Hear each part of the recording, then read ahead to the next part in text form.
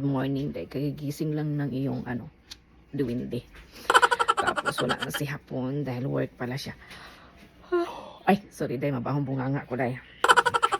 Tapos, maliit lang naman yung space namin. Paglabas mo sa higaan, doon ka na sa kusina. Sala. Ngayon, naka-ready na yung breakfast ng mga bata. Ako kasi, yung breakfast ko, iba. Basta iba. Yung breakfast ng mga bata. Yan. Ito kay Bunso. Ito kay ate. Niready na ni Hapon before siya pumunta ng school. Ay, school! Sa work. May trabaho pa siya ngayon. Sorry, Day. Tapos, mag-ano lang ako. Mag-check sa paligid. Dapat ang hilamos, Day, na maga pa yung mata natin, Day.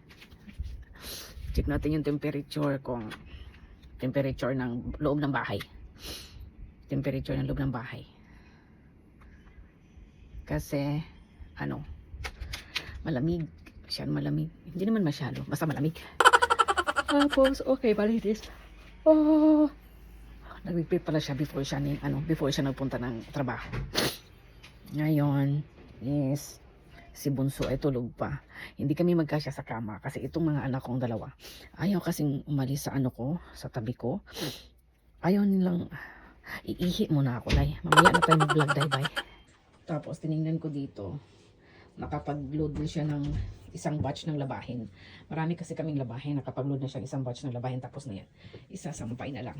Tapos, ito pagbukas ko, okay na rin, isasampay na rin ito. So, yan na lang, at saka yun. Si Hapon ang may gawa niyan, hindi ako.